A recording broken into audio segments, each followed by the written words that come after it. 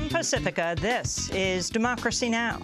The outbreak of measles that we're currently experiencing is the largest that we've had in this county and in this state in 15 years. To end this outbreak, we need to do more, and we need help. I encourage everyone to review their vaccination status, and if needed, to get the vaccine now. Over 100 people across 14 states have developed measles, rekindling debate over whether parents should be forced to vaccinate their children. Today, we'll spend the hour looking at this polarizing issue. If we haven't studied the relationship between vaccines and chronic illness, if we haven't compared vaccinated versus unvaccinated health outcomes, we can't assess that risk-benefit analysis. We know that some people have a genetic predisposition that they will be injured or will die from vaccines. That is not a decision that an ethical government can make. Vaccines traditionally have been a scapegoat, I think, for the last couple hundred years for a variety of illnesses for which we don't have a clear cause or clear treatment, and autism certainly falls into that category. While Mississippi affirms every public and private school student must be vaccinated, vaccinations have become an issue in the 2016 presidential campaign. Two possible Republican candidates, New Jersey Governor Chris Christie and Kentucky Senator Rand Paul, have raised questions about mandating vaccines. All that and more coming up. Welcome to Democracy Now!, democracynow.org, the War and Peace Report. I'm Amy Goodman. The chair of the Federal Communications Commission has unveiled what he calls the strongest open Internet protections ever proposed by the agency. FCC Chair Tom Wheeler has backed the regulation of Internet service like a public utility to uphold net neutrality, the principle of a free and open Internet. The plan will let the agency prevent Internet service providers like Comcast from blocking access to websites, slowing down content, or providing paid fast lanes for Internet service. It would also extend such protections to Internet service on cell phones and tablets. Wheeler discussed the plan on PBS NewsHour. What we're doing is we're taking the legal construct that once was used for phone companies and paring it back to modernize it so it specifically deals with this issue. So it's not really utility regulation, but it is regulation to make sure that there is somebody watching out for the consumer, that, like you said, there's no paid prioritization, there's no blocking, there's no throttling, and most important, there will be ongoing rules in perpetuity so that there'll be a yardstick to measure what's fair for consumers. Wheeler, a former lobbyist for the cell phone and cable industries, was initially expected to take a strong stand on net neutrality. His proposal comes after the FCC received a record-setting number of comments, nearly 4 million, almost all in support of strong protections. Democratic Senator Ed Markey of Massachusetts hailed the proposal. Today is a day where consumers and innovators, entrepreneurs, anyone who counts on the Internet to connect to the world is going to now be protected in the 21st century. Reclassifying broadband under Title II is a major victory for our economy, for our consumers, and for free expression of ideas. The FCC will vote on Wheeler's proposal on February 26th. The militant group Boko Haram appears to have conducted another massacre. A local source told Reuters news agency the militants killed more than 100 people in the Cameroonian town of Fotokol, murdering people inside their homes and a mosque. This comes as the Chadian government claims to have ousted Boko Haram from the Nigerian border town of Gamburu Ngala, which the militants have held for months. In other news from West Africa, medications shown effectiveness in treating some patients with Ebola. The drug, favipiravir, appears to have cut the mortality rate in half for patients with low to moderate levels of the virus. The news comes as the World Health Organization's announced a rise in the weekly cases of Ebola for the first time this year, with 124 new cases confirmed last week in Guinea, Sierra Leone, and Liberia. About 9,000 people have died in the outbreak. Secretary of State John Kerry has arrived in Ukraine for talks as the United States considers arming Ukraine in its fight against Russian-backed rebels. German Chancellor Angela Merkel and French President François Hollande are also traveling to Kiev today to float a new peace proposal before continuing on to Moscow Friday to meet with Russian President Vladimir Putin. The talks come as renewed fighting has killed over 200 people in the past 3 weeks. President Obama's nominee to lead the Pentagon has voiced support for providing arms to Ukraine. During his confirmation hearing, Ashton Carter also said he would consider recommending changes to President Obama's plan for withdrawing troops from Afghanistan by the end of next year. Carter has a long history at the Pentagon, where he once served as the chief arms buyer. In 2006, he backed a preemptive strike against North Korea if the country continued with plans for a missile test. On Wednesday, Carter was asked by New Hampshire Republican Senator Kelly Ayotte if he would resist pressure from the White House to transfer prisoners from Guantanamo. I would ask you to tell us and to make a commitment to this committee that you will not succumb to any pressure by this administration to increase the pace of transfers from Guantanamo. Will you commit to that? Absolutely so. The U.S. diplomat leading historic talks with the Cuban government has rejected Cuba's calls to return Guantanamo.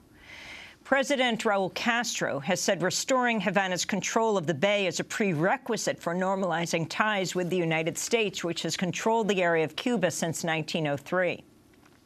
But Assistant Secretary of State Roberta Jacobson said the Obama administration has refused to consider it. The issue of Guantanamo is not on the table in these conversations. I want to be clear that what we're talking about right now is the reestablishment of diplomatic relations, which is only one first step in normalization. Obviously, the Cuban government has raised Guantanamo. We are not interested in discussing that. We are not discussing that issue or return of Guantanamo. A federal judge has given the Obama administration 1 week to explain why it's failed to comply with a court order to outline its justification for withholding more than 2,000 photographs showing the torture of prisoners in Iraq and Afghanistan. For over a decade, the American Civil Liberties Union has been fighting for the release of the photographs, which are said to be more disturbing than the famous images of torture by U.S. forces at Abu Ghraib in Iraq.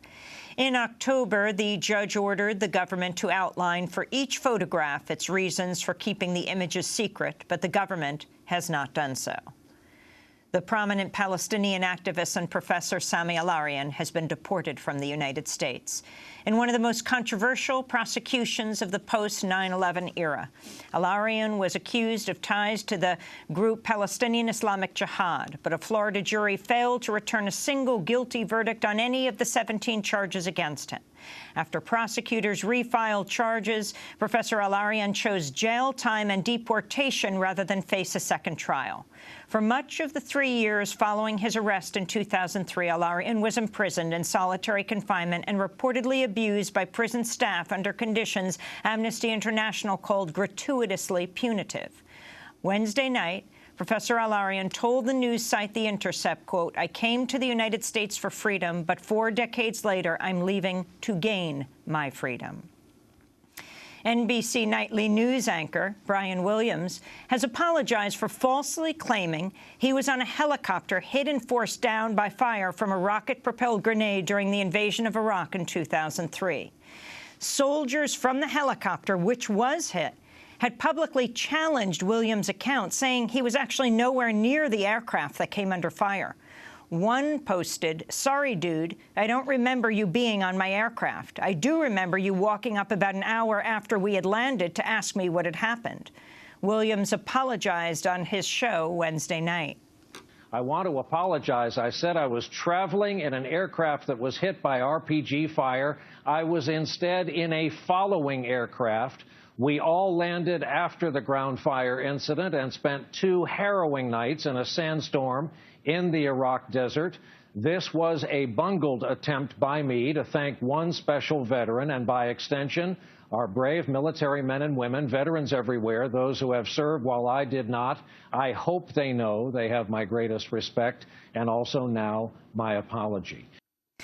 News anchor Brian Williams blamed the fog of memory for causing him to misremember the event, but he's made the claims before, including during an interview with David Letterman in 2013. 2 days after the 2003 attack, Williams described it differently, saying, quote, "The Chinook helicopter ahead of us was almost blown out of the sky." But NBC archives show a clip from that day titled "Target Iraq. Helicopter NBC's Brian Williams was riding in comes under fire." The health insurance company Anthem has reported what may be the largest data breach of a healthcare firm to date. Anthem says hackers managed to penetrate a database with up to 80 million customer records, accessing personal data like names, birthdays, addresses, and income information.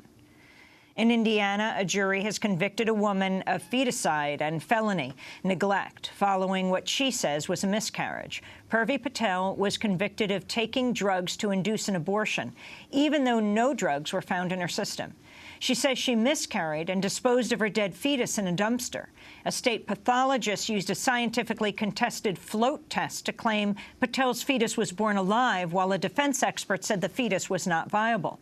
The charges appear mutually exclusive, since feticide applies to a fetus which dies in the womb, while felony neglect applies to live children. But Patel was convicted of both. She faces up to 70 years in prison. Reproductive health advocates say her case is part of an increasing criminalization of pregnant women. A state lawmaker in Utah has apologized for publicly questioning whether raping an unconscious spouse should be considered rape. Republican State Representative Brian Green made the remarks Tuesday during a debate over a bill on consent. Because it looks to me now like sex with an unconscious person is, by definition, rape. I hope this wouldn't happen, but this opens the door to it. An individual has sex with their wife while she is unconscious, or he, the other way around, if that's possible, I don't know. But a prosecutor could then charge that spouse with rape. Utah State Representative Green issued an apology Wednesday saying, quote, "I abhor sexual assault under any circumstances, including within marriage." And a new report finds the college completion gap between rich and poor in the United States has doubled over the past 40 years. The study by two educational research groups found that since 1970, the percentage of students from the wealthiest families who obtain a bachelor's degree has risen dramatically, from 44% to 77%. But the percentage of the poorest students who obtain bachelor's degrees has risen just 3 points over the same time period to 9%. Federal Pell Grants for students have not kept pace with rising tuition costs. The news comes as President Obama has proposed making 2 years of college free. And those are some of the headlines. This is Democracy Now!, democracynow.org, The War and Peace Report. I'm Amy Goodman. And I'm Nermeen Sheikh. Welcome to our listeners and viewers around the country and around the world. The federal government has confirmed over 100 people across 14 states have now developed measles. Public health officials suspect the outbreak, which is concentrated in California, began when an infected person visited Disneyland in Anaheim in December. On Wednesday, Dr. Jeffrey Gunzenhauser, Los Angeles County's interim health officer, updated reporters on the outbreak. The outbreak of measles that we're currently experiencing is the largest that we've had in this county and in this state in 15 years. Public health is doing all we can to identify cases and to isolate contacts so as to prevent spread. However, to end this outbreak, we need to do more, and we need help. I encourage everyone to review their vaccination status and, if needed, to get the vaccine now. 15 years ago, the Centers for Disease Control and Prevention proclaimed victory over measles. But in recent years, there's been an increase in outbreaks as a growing number of parents have opted not to have their children vaccinated, claiming a link between vaccines and autism. The prestigious medical journal Lancet published a study in 1998 showing such a link, but the study was later retracted and has been widely discredited. According to the CDC, 1 in 12 children born in the United States is not being vaccinated as recommended. On Wednesday, 2 California lawmakers announced a bill to eliminate, quote, personal belief exemptions that allow parents to refuse to vaccinate their children. The state has allowed such exemptions since 1961, when it first required all public school teachers and students to be inoculated against polio. But since 2000, the rate of parents seeking exemptions has tripled to about 1 in every 40 children.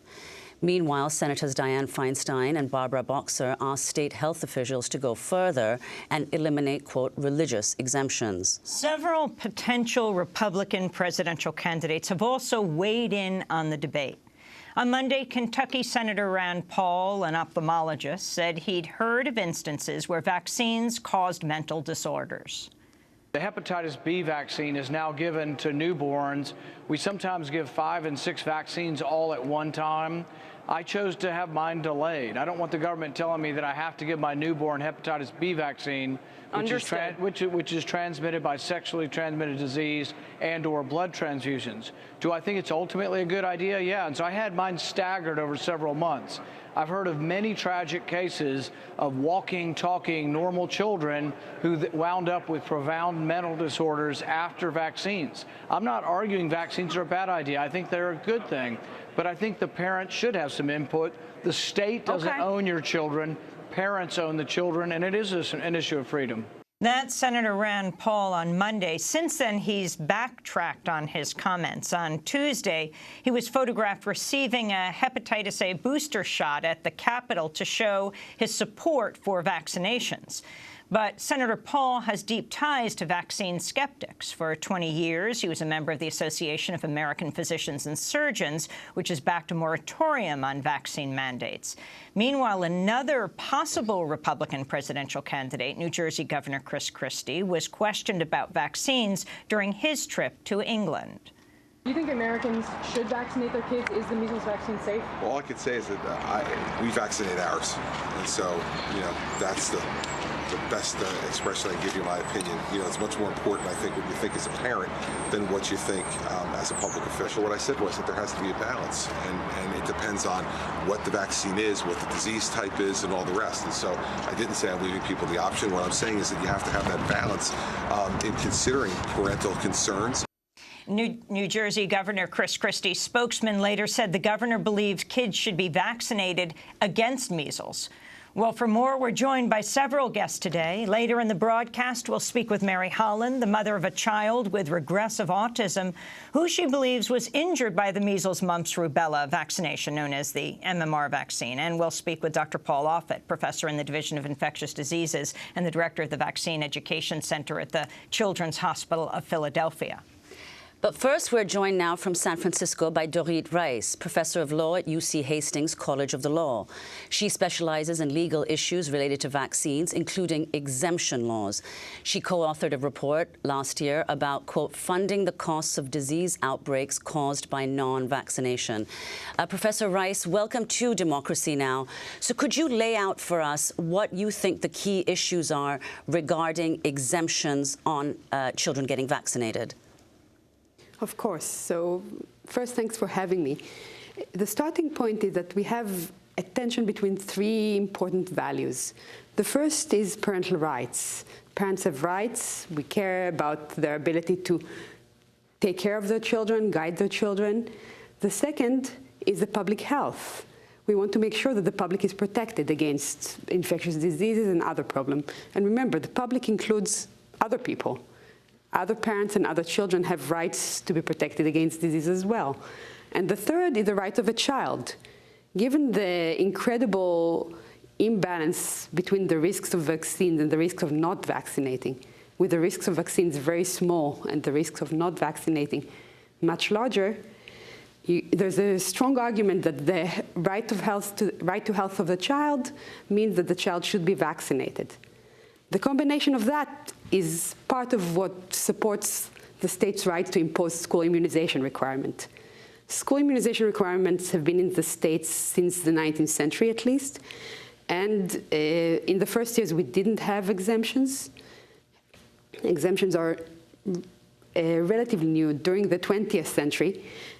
And in terms of exemption, as you probably know, we have 3 types. We have medical exemptions, which all states have. We have religious exemptions or personal belief exemptions, also known as philosophical exemptions.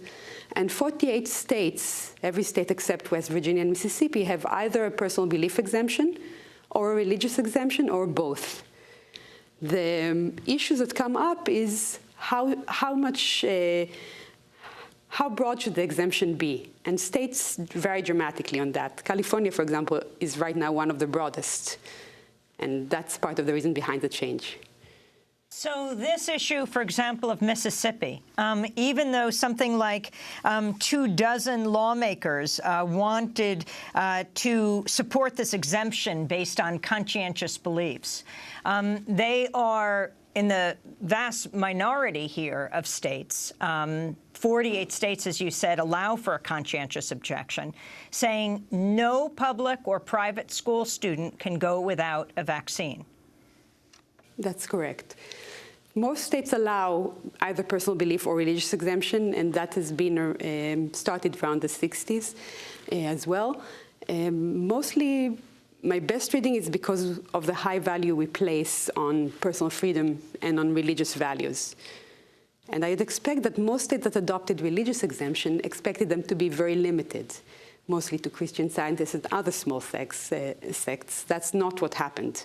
In many states, religious exemptions are used much more broadly than by the very small sects that have strong views against vaccination.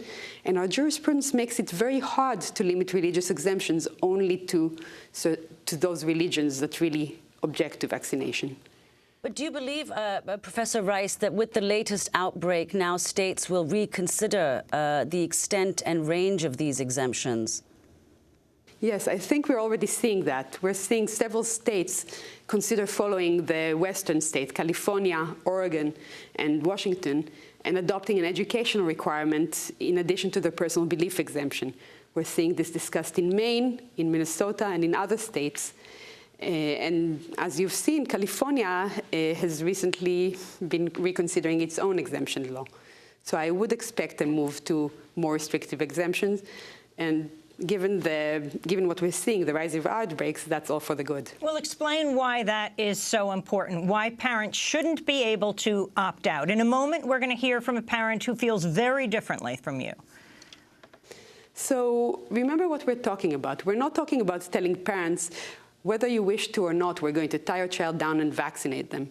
That's something that, if done, is done only in extreme circumstances. We're talking about the question whether a parent can send a child to a school, public or private, unvaccinated. If a child is sent to a school unvaccinated, first of all, the child herself is at risk. But in the atmosphere of the school, the child also puts others at risk. First, directly, if the child who is unvaccinated and at higher risk of disease contracts the disease, they may infect someone else.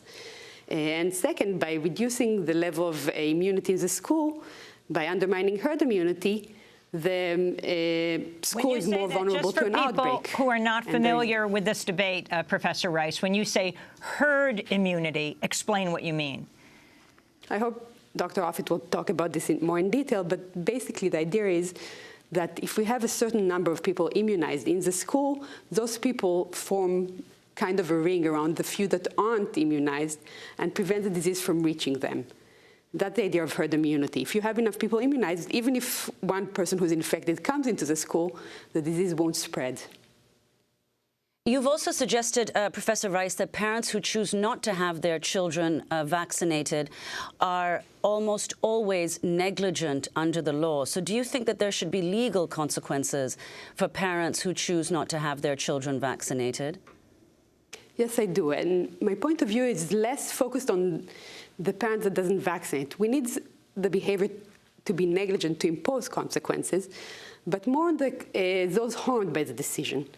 If one parent chooses to reject expert opinion, to choose for their own child the bigger risk, the risk of not vaccinating, over the smaller risk of vaccinating, and something happened that harms another family, I think it's unfair to make the other family pay for the costs of the first family's decision.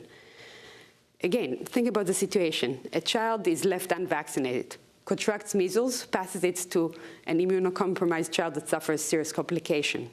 The family of that child has emotional costs, the child that suffers pays a physical price, and they have financial costs. Why should they have to pay for someone else's choice? Is there any kind of legal precedent for that, though? Not at this point. The case has simply, to my knowledge, not come up. We have other cases of liability for infectious disease. We have a case of liability when someone went into a boarding house that has pertussis, whooping cough, and wasn't told that there was a whooping cough, and his children caught whooping cough. We have liability for sexual transmitted diseases if there was negligent non-disclosure. So we have a history of liability for infectious disease. But this context hasn't come up yet. Are you saying that parents, what should happen? What should be the consequence for parents who doesn't immunize their child, vaccinate their child? Are you saying they should be jailed? No, I'm not. There's a whole range of possible consequences. I've heard the idea of jailing parents in that situation, and I think that's going substantially too far. A parent making the decision is making the decision on their best judgment. There's a lot of misinformation out there. And it's natural for the parent to make the wrong decision for the child. And it's a decision that puts their own child first and foremost at risk. I don't think the level of culpability is high enough to justify criminal law. But I think it's fair to tell the parents, you made the decision, you internalize the consequences. Take personal responsibility. Nobody else should have to pay for that. You're going against expert opinions. You're going against the science. You're going against the credible data. Why should others carry the cost? And that's true for another family if they're infected, or the public health. These outbreaks cost a lot of money to contain, and that money comes from somewhere. Public health departments are cutting other budget and not doing other things in order to track down and contain measles. Why should the public pay rather than those that made the decision that led to the outbreak? Dorit Rice, we want to thank you for being with us, professor of law at UC Hastings College of Law, specializing in legal issues related to vaccines, including exemption laws. We'll link to your piece, Funding the Costs of Disease Outbreaks Caused by Non-Vaccination. When we come back, a very different view. We'll be joined by another lawyer, by Mary Holland, a research scholar at NYU School of Law, advisor to Health Choice. This is Democracy Now!, democracynow.org, The War and Peace Report. Back in a minute.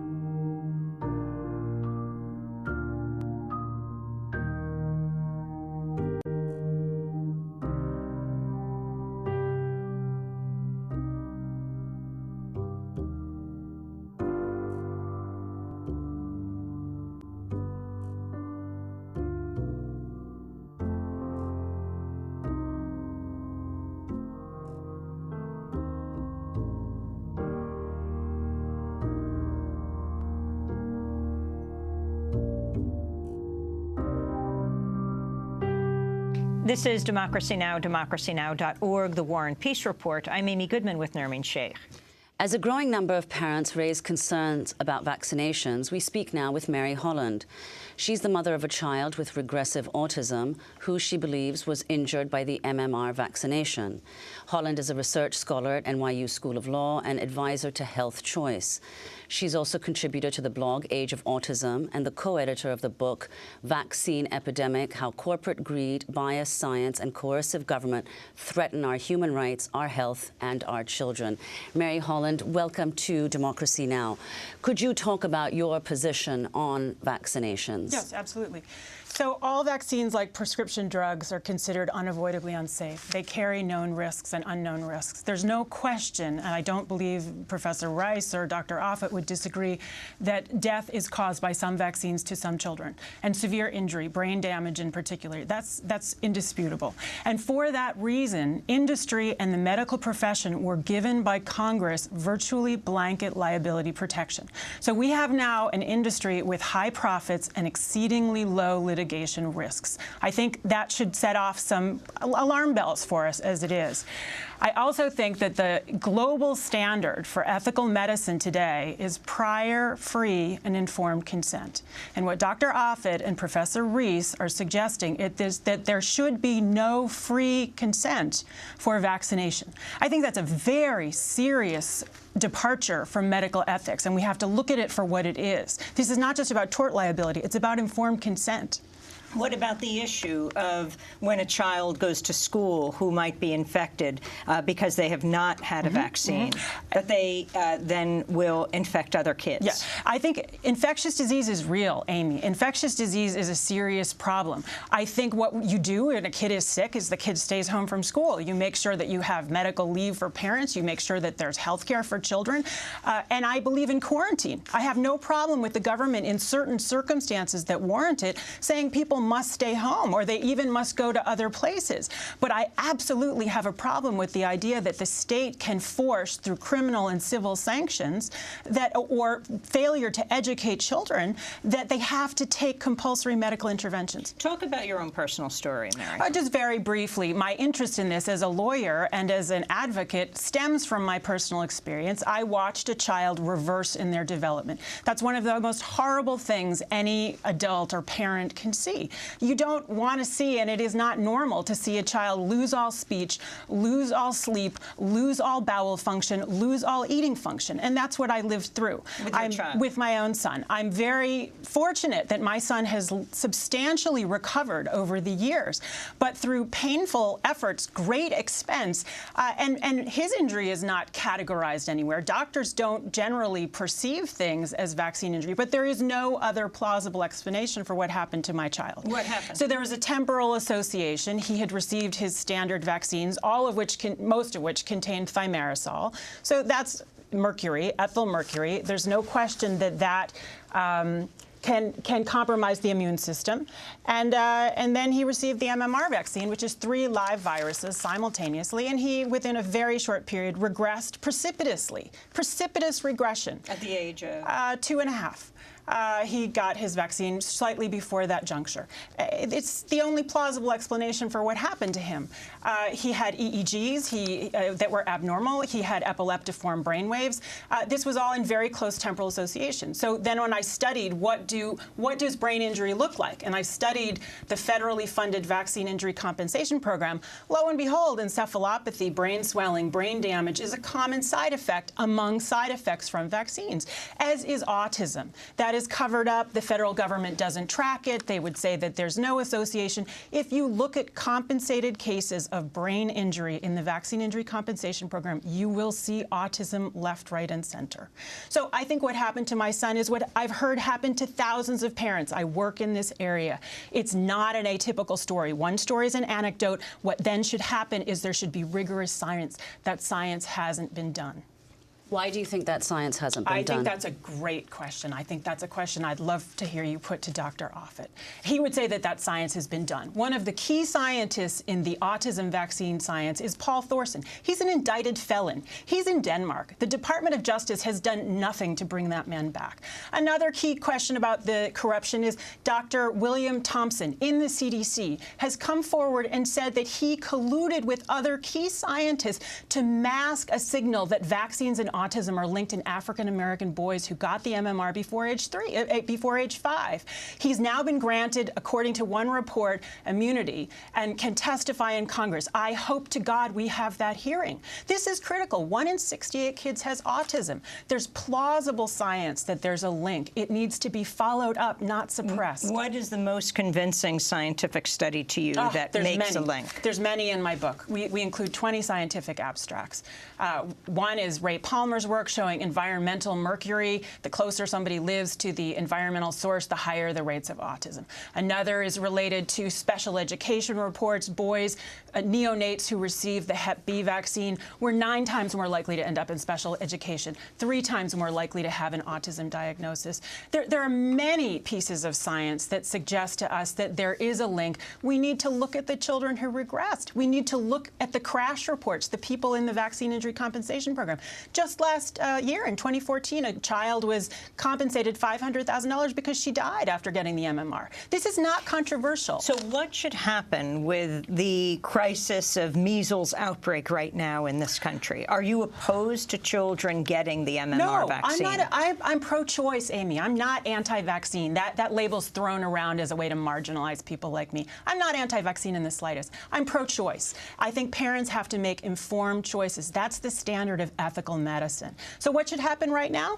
Yeah, look at your titers. See if you need a measles vaccine if you think you should. I think industry should make measles, mumps, and rubella available separately. If somebody has a low titer for measles, why should they go get an MMR? They should get what they precisely need. I think people with young children who are too young to be vaccinated because the risks of injury are so great, they probably should go to places like Disneyland where there will be people from foreign countries where measles is endemic. We don't have herd immunity for measles. We don't have herd immunity for any of these childhood diseases. And again, explain what you mean by herd immunity. What I mean by that, herd immunity means that everybody is, that because most people vaccinated, it's not possible that the disease will spread. That's just not possible when something like measles is in the Philippines, it's in Germany, it's in France. People come and go. Unless you're going to seal the borders, we don't have herd immunity.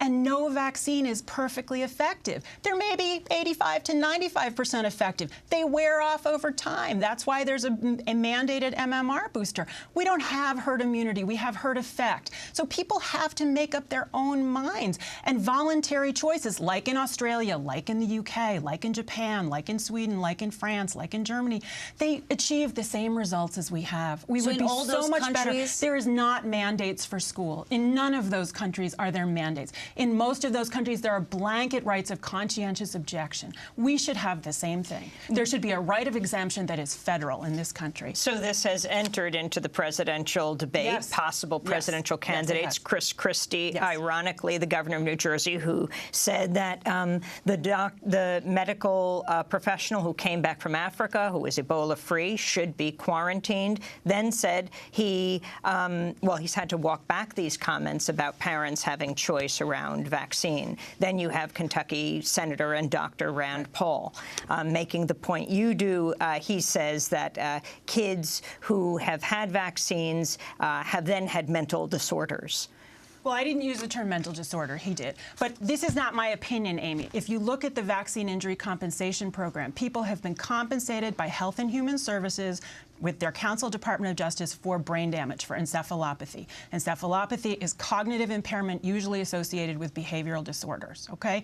So I think it's great that this is a 2016 presidential issue. I think that childhood health is critical. I think the role of vaccines is grossly understudied, and we must look at this. Chronic health disorders are about 50% of American kids today.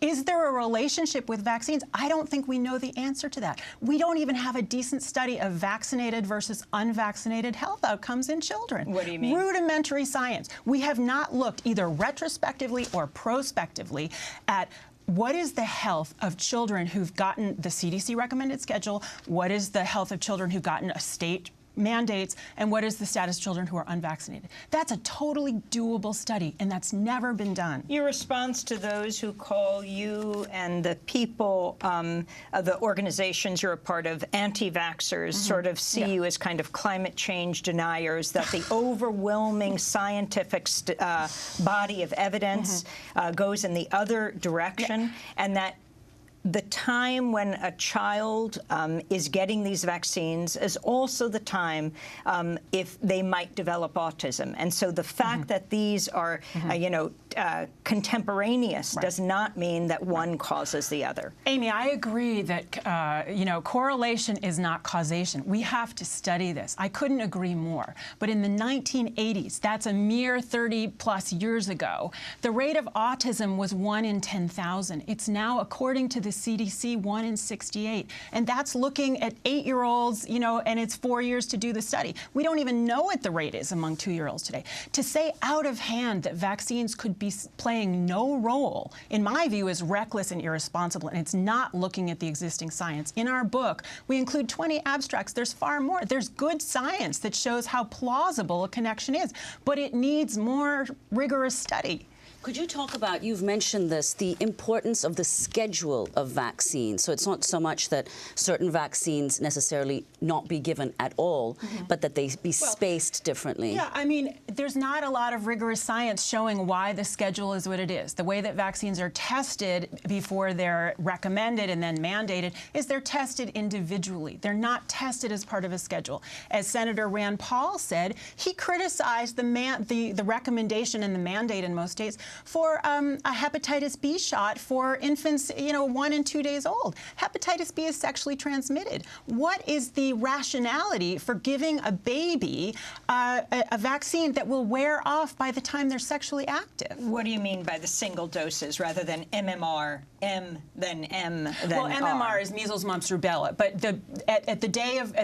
while a baby is in the hospital, the federal recommendation is that they receive a hepatitis B vaccine. That, to me, is irrational. And that's one example of what's wrong with our vaccine schedule. Again, many other developed countries have no mandates for hepatitis B. It's something you give to somebody whose mother is Hep B positive or somebody who's engaging in very risky behaviors where there might be transmission. I want to get your comment on President Obama, who talked about, has said his message to parents was, quote, get your kids vaccinated. Measles is preventable. I understand that there are families that in some cases are concerned about the effect of vaccinations. The science is, you know, pretty indisputable. We've looked at this again and again. There is every reason to get vaccinated. There aren't reasons to not get vaccinated. Are you telling parents you should get your kids vaccinated? You should get your kids vaccinated. It's good for them, but we should be able to get back to the point where measles effectively is not existing in this country. Mary Holland, what's your response to President Obama? I think it's extraordinary that we need the president to tell parents to get their children vaccinated. I think that if you look at it in isolation, yes, the vaccine usually works against measles. Are there risks with the vaccine? Yes, there are. And should we look at that in isolation? No. Are you getting your kid vaccinated? My child has been vaccinated with the MMR, obviously. He suffered developmental regression shortly thereafter. But for other parents, would you say do or don't? I would say it's up to them and their doctors and their healthcare practitioners. I think it's an individual choice. Mary Holland, we want to thank you for being with us, research scholar at NYU School of Law, advisor to Health Choice, a contributor to the blog Age of Autism. She's co-editor of the book Vaccine Epidemic, How Corporate Greed, Bias Science, and Coercive Government Threaten Our Human Rights, Our Health, and Our Children. And she is the mother of a child with autism who she believes was injured by the MMR vaccine. This is Democracy Now!, democracynow.org, The War and Peace Report. When we come back, we'll be joined by Dr. Paul Offit, professor at University of Pennsylvania, author of, among other books, Deadly Choices, How the Anti-Vaccine Movement Threatens Us All. Stay with us.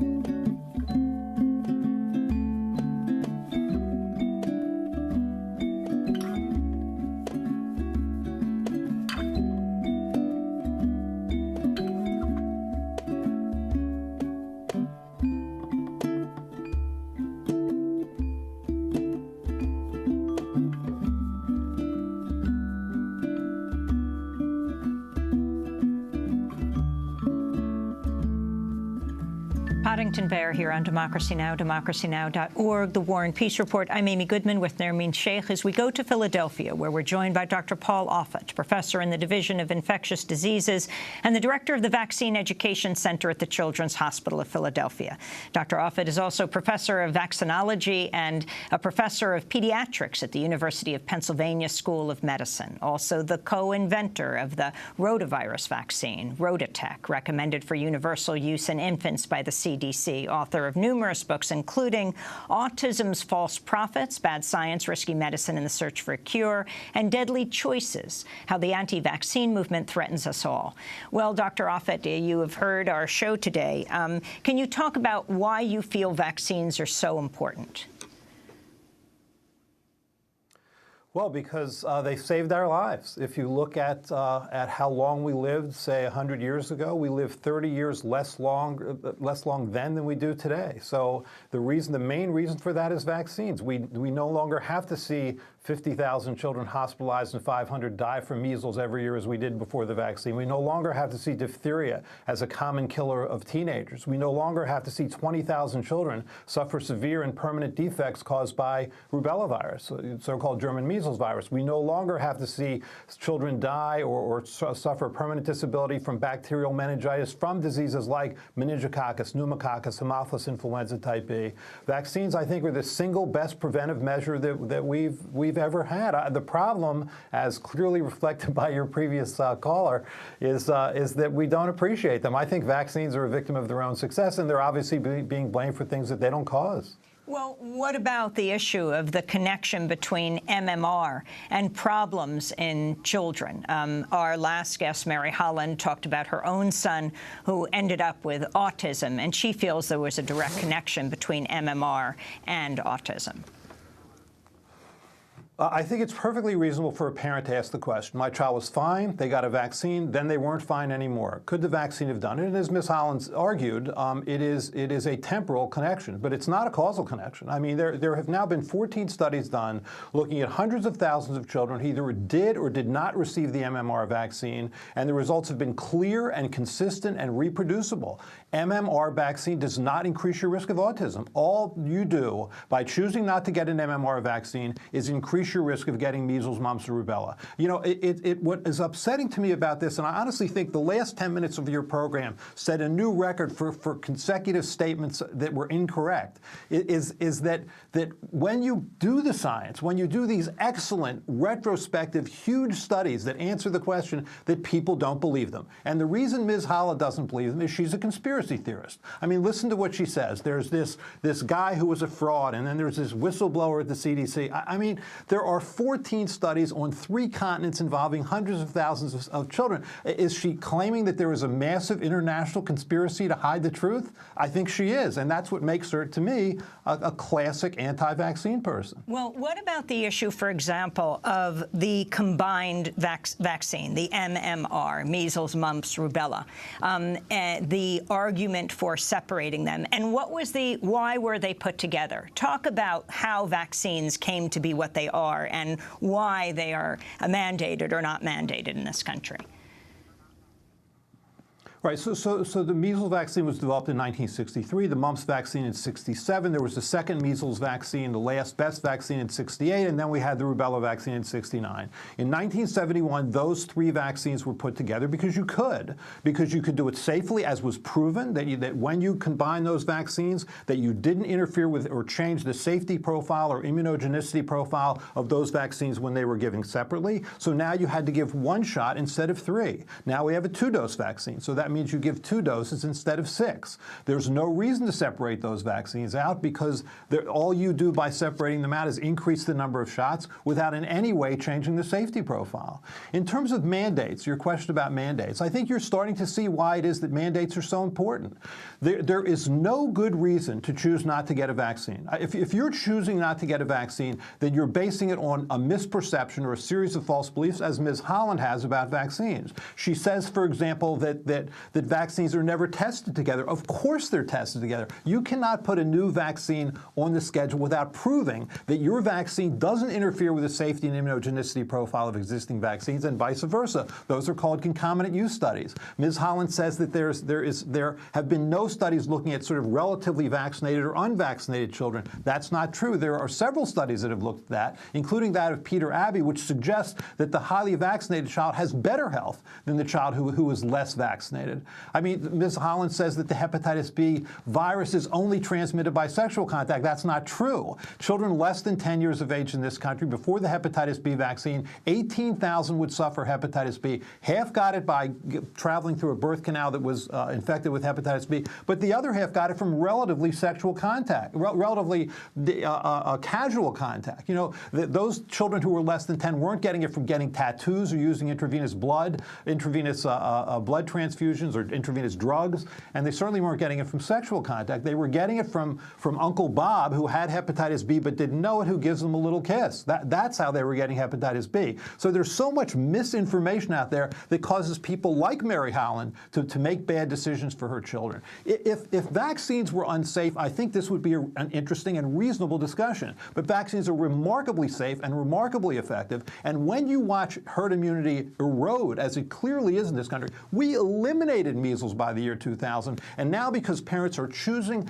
not to give vaccines based on their false or at least ill-founded concerns, other people are suffering. I think Professor Rice, who was just spot on what she said earlier, I think said it best. Is it your right to catch and transmit a potentially fatal infection? I think the answer is no.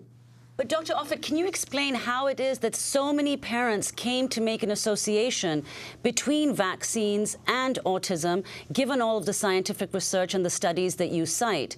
Is it because such a large number of children were suffering after having received vaccines, or what do you attribute this to? I think it's the analogy could be made for diabetes in the 1800s.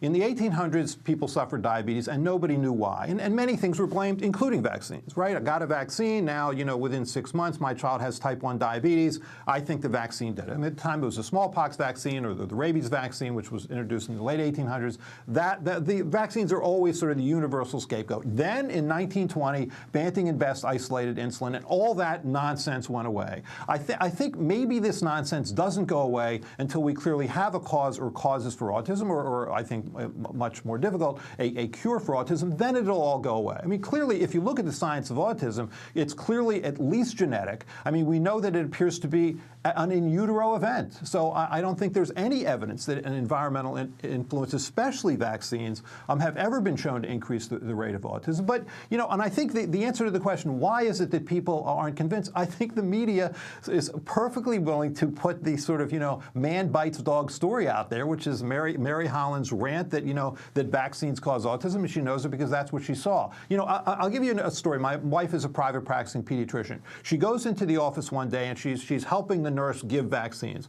There's a mother who has a 4-month-old that's sitting on her lap along the sidewall. While my wife was drawing the vaccine up into the syringe, the 4-month-old had a seizure, went on to have a permanent seizure disorder, epilepsy. If my wife had given that vaccine 5 minutes earlier, I don't think there are any amount of statistical data that would have convinced that mother of anything other than what she believed to be true. What do you think? I'm stupid? My child was fine. They came in here. They got a vaccine. Now they have epilepsy. I know what I saw, even though it was a temporal association. I mean, to be fair, we wanted to have both of you on together to have a conversation, because there are many in this country and a growing movement of parents who are deeply concerned. But you wanted to have this conversation separately, Mary Holland and you separately. So it's important to, I think, have this kind of dialogue on all of these issues.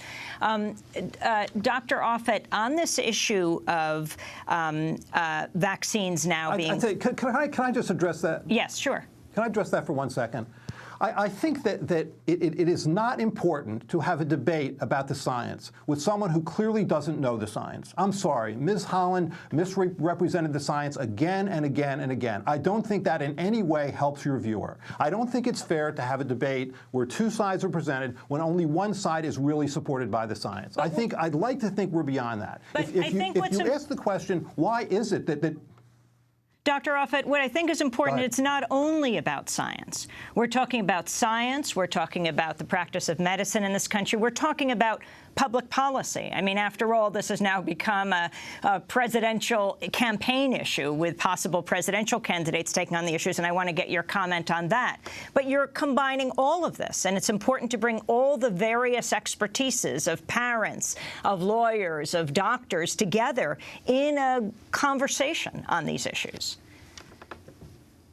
Right, but what Ms. Holland does is she presumes to represent the science. I actually agree with you. I think we're at a tipping point, and I think the critical discussion now is the one that was brought up by Professor Rice, which is, how far do we go here? I mean, I happen to have survived the 1991 Philadelphia measles epidemic. I was a doctor at Children's Hospital of Philadelphia. During a 4-month period in Philadelphia in 1991, we had 1,400 cases of measles and 9 deaths. And it centered on 2 fundamentalist churches that chose not to vaccinate their children.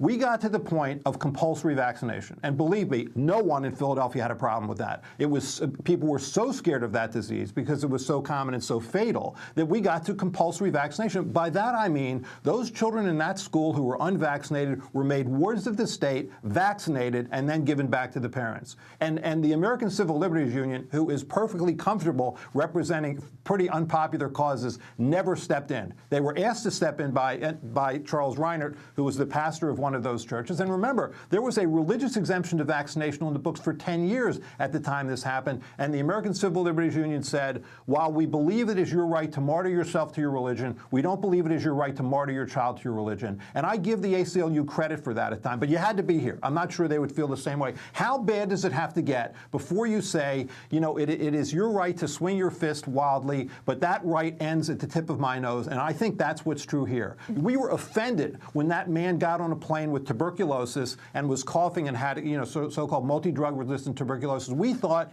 he had done something that was awful, and I think this is no different. I don't think it is your right to expose your child needlessly to infection and to expose those with whom they come in contact needlessly with infection. So, and if vaccines were a safety issue, I would get it, but it's not. They're remarkably safe. What about the Vaccine Compensation Board? Talk about what that is all about, how families get compensated.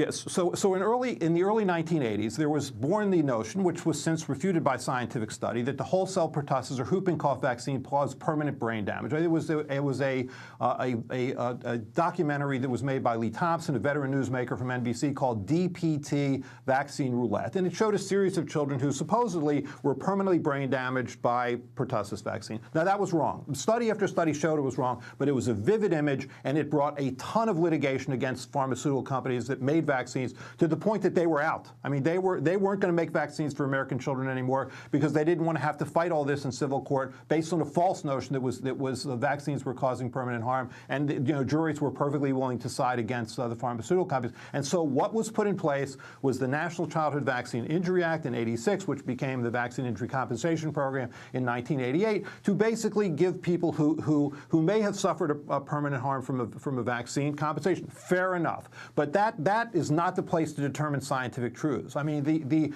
so for example, there was a rotavirus vaccine that was introduced in this country in 1998. It was on the market for a year. It was found to be a rare but real cause of intestinal blockage, something called intussusception. I think parents were fairly compensated for that because I think if we're asking our citizens to give vaccines, there should be this sort of compensation system. But believe me, there are many compensations in that program that are wrong. I mean, they have compensated people for multiple sclerosis caused by hepatitis B vaccine when it clearly doesn't do that, and 2 New England Journal of Medicine studies show it, though, which is to say that the courts are not a place to determine scientific truths.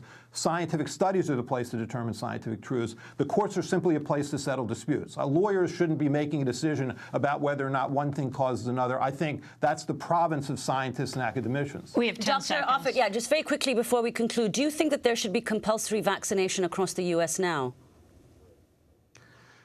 I agree with Professor Rice. I think we should certainly, as a first step, make it much more difficult to get a philosophical or religious exemption, both of which, as far as I'm concerned, are misnamed. I mean, philo, love, sophos, wisdom. Where's the wisdom? It says, sorry, and you know, it's an unreligious act to get to not get a vaccine. But I think we should make that harder. And yes, I think eventually we should make it so that you pay some sort of price for doing something to put your child and other people at risk. Dr. Paul Offit, we thank you for being with us at the University of Pennsylvania. I'm Amy Goodman with Nermeen Sheikh. Thanks for joining us.